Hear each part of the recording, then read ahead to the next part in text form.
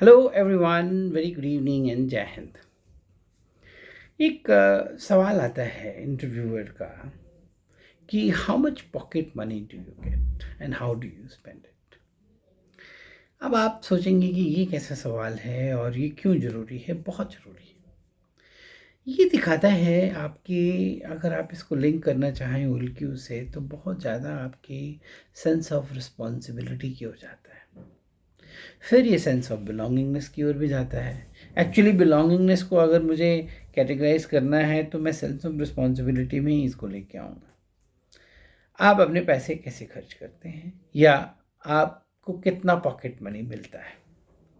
Usually answer यही होता है कि मुझे तो पॉकेट मनी मिलता ही नहीं है, मैं जब ज़रूरत होती है मांग लेता हूँ।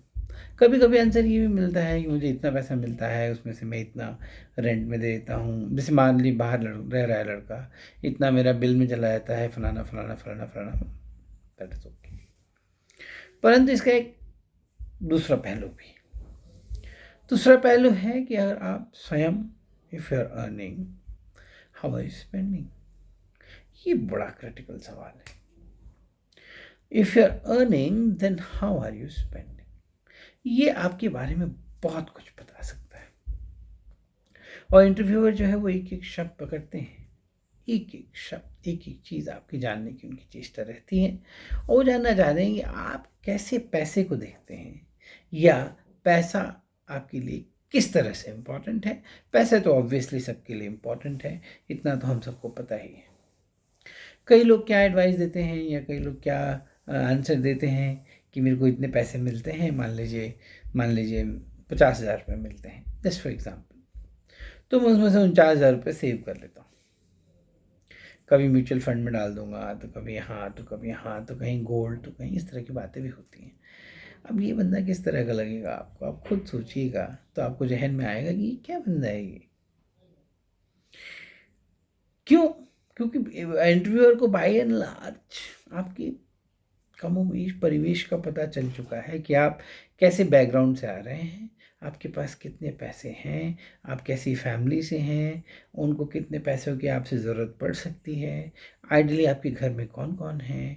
तो आप अगर सारा का सारा पैसा सेविंग में डाल देते हैं तो क्या आप कुछ भी पैसा घर नहीं भेजते हैं। कई लोग बोलते हैं कि sir my father tells me not to send any money. Your father may not tell you, what do you feel. There are some people who give some money to their mother. हमेशा कुछ ना कुछ पैसा भेजेंगे माँ के लिए, चाहे एक फिक्स पैसा भेज देंगे।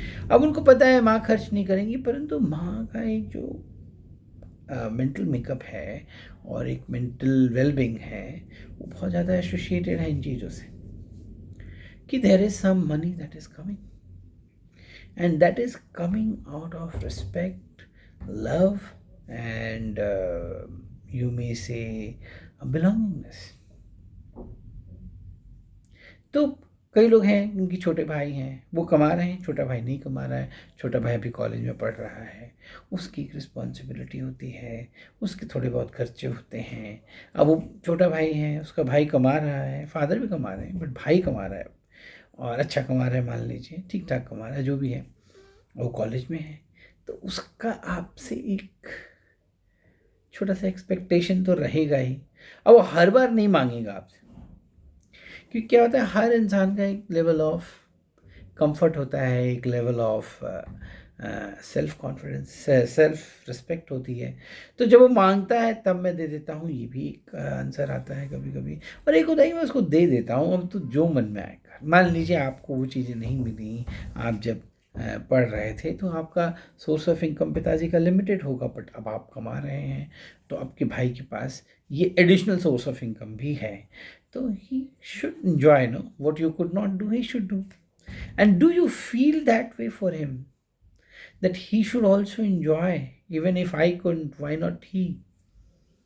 ये अगर बात आपके जहन में आती है और ये चीज़ आपको खुश करती है कि okay at least my brother is having a good time, उसको कभी मैगडी में जाके बर्गर खाना पड़े तो वो सोचे ना कि कितने पैसे हैं, या he should feel great, oh my brother is earning and he sends me money, and it connects, it makes a bond. एक लड़के का मैं इंटरव्यू ले रहा था, तो उसने मुझे बताया था कि उसके एक अंकल हैं। अंकल कैसे हैं? फादर के brother, no I am sorry, not father के ब्रदर, ग्रैंड फादर के ब्रदर, तो ग्रैंड अंकल है। ग्रैंड अंकल का कोई नहीं है, अकेले गांव में रहते हैं। और इसके जो ग्रैंड फादर हैं उनका पूरा परिवार है, परंतु ग्रैंड अंकल अकेले रहते हैं, उनकी फैमिली नहीं है। तो उसने मुझे बताया है कि मैं सर उनको पैसे भेजता हूँ, 5,000 रुपीज़। अच्छा लड़का, कमाता अच्छा था। I think he salary it self was 2 lakh rupees और समथिंग। तो मैंने कहा तुम उसको क्यों 5,000 रुपये भेजते हो? पर पता नहीं सर, मुझे उनको देख के लगता है कि मुझे उनको भेजना चाहिए, एंड मुझे उनसे कनेक्शन भी फील होता है, और मुझे पता है कि उनका कोई भी नहीं है, तो मैं उनको भेज देता हूँ 5,000 रुपये। और उससे वो बहुत मज़े से रहते हैं, और उनको बहुत अच्छा लगता है, और मुझे भी बहुत अच्छा लगता है कि मैं जो है वो उनके लिए कुछ कर रहा हूँ। और क्यों कर रहा हूँ मुझे भी नहीं पता। फिर कुछ पैसे मैं अपनी माँ को भेज देता हूँ, हालांकि माँ जो है वो भी कुछ ना कुछ करती हैं, आंगनबाड़ी और समथिंग, उनको भी पैसे हैं, बट ये भेजता है बंदा। और भेजता हूँ और बोलता हूँ कि इसको आप खर्च कर देना, इसको आप रोकना मत। मैं रोकने के लिए सेविंग कर रहा हूँ। ये कितनी बड़ी बात है और कितनी अच्छी बात है। आप मनी को लेके ज़रूर आपको सेविंग करनी चाहिए, ज़रूर आपको फ्यूचरिस्टिक होना चाहिए, but at the same time you should be very very, you know, very very understanding about making a balance in life. ऐसा ना हो कि आप उस तरह के सेल्फिश काइंड ऑफ पर्सनैलिटी बन जाए कि ठीक है जितना पैसा है उसमें से मैक्सिमम मैं ऐसे कई लड़कों को जानता हूँ, एंड बहुत डिप्रेस होता हूँ उनको देख के कि अभी अभी नौकरी लगी है और अभी से planning, financial planning for next 50 years शुरू हो जाती है।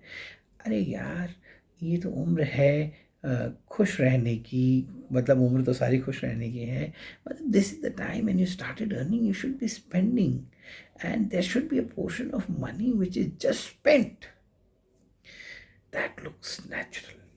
And if you are the kind of person कि जैसे ही नौकरी शुरू हुई तो 4-5 ईएमआई शुरू कर दी, तो घर खरीद लिया, तो ये I mean these things also should be there, but they should follow a course and time.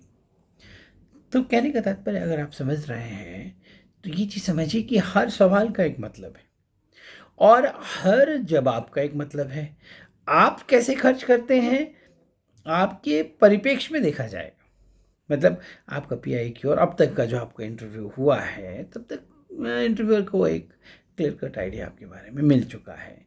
तो अब तक का जो हुआ है और आपका जो पीआईक्यू है और आपका जो बैकग्राउंड है, उससे मैच होना चाहिए। कई बच्चे क्या करते हैं कि ईएमआई चल रही है पिताजी की, बोलते पिताजी अब आप ईएमआई की टेंशन मत लो, ईएमआई मैं भरूंगा। बहुत बड़ी बात है, बहुत अच्छी बात है। कई बच्चे ये भी करते हैं, मैं ऐसे लड़कों को भी जानता हूँ, उनका सेंस ऑफ रिस्पॉन्सिबिलिटी इतना घटिया है, इतना लो है कि माँ बाप को दिला देते हैं लोन, जिसको हम लोग कहते हैं एजुकेशन लोन। निकल जाते हैं कनाडा में। कनाडा में दुकान खुल के यूनिवर्सिटीज़ बैठी हैं, आप एक सर्टेन क्राइटेरिया और बेयर मिनिमम क्राइटेरिया को पार कीजिए, एजुकेशन लोन लीजिए, पहुंच जाइए कनाडा। कनाडा जाके फिर वो भूल जाते हैं कि उन्होंने लोन लिया था, अपने माँ बाप के सर पे ईएमआई चिपका देते हैं, खुद कैनेडियन बन जाते हैं और वहाँ पे मैकडी में चाहे यहाँ और जॉब्स करना शुरू कर देते हैं। But they are not understanding कि their parents have taken a huge loan. For some people small amount is also huge, and for some people, so it is a variable thing depending upon the kind of family that you have come from.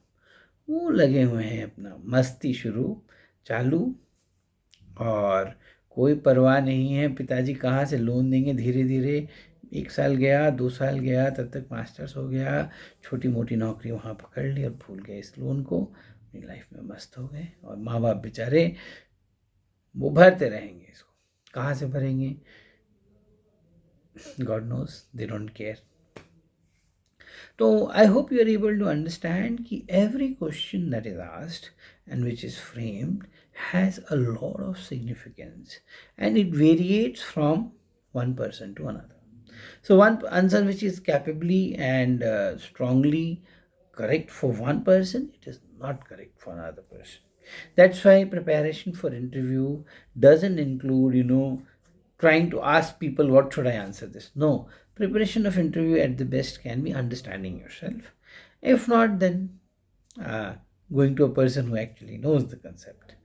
And as you all know, I do mock interviews. And if you wish to be part of mock interview, if you want to get yourself interviews, you can connect with me. Many people do interviews at a very cheap price, but then they do the cheap interview also.